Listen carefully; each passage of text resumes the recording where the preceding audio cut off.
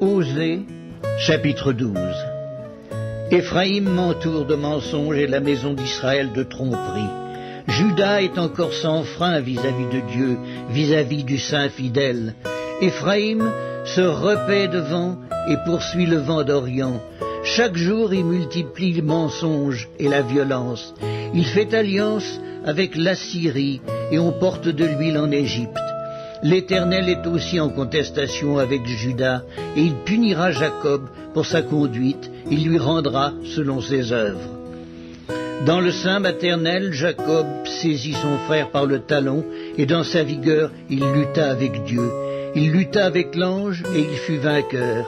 Il pleura et lui adressa des supplications.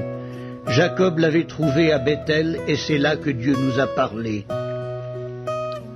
L'Éternel est le Dieu des armées, son nom est l'Éternel, et toi reviens à ton Dieu, garde la piété et la justice, et espère toujours en ton Dieu.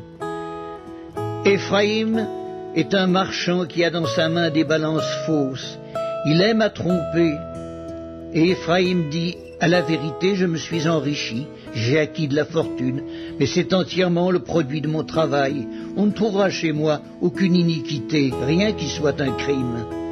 Et moi je suis l'Éternel ton Dieu. Dès le pays d'Égypte, je te ferai encore habiter sous des tentes comme au jour de fête. J'ai parlé aux prophètes, j'ai multiplié les visions, et par les prophètes j'ai proposé des paraboles. Si Galaad n'est que néant, ils seront certainement anéantis. Ils sacrifient des bœufs dans Gilgal. Aussi leurs autels seront comme des monceaux de pierre sur les sillons des champs. Jacob s'enfuit au pays d'Aram, Israël servit pour une femme, et pour une femme il garda les troupeaux. Par un prophète l'Éternel fit monter Israël hors d'Égypte, et par un prophète Israël fut gardé. Éphraïm a irrité l'Éternel amèrement. Son Seigneur rejettera sur lui le sang qu'il a répandu. Il fera retomber sur lui la honte qui lui appartient.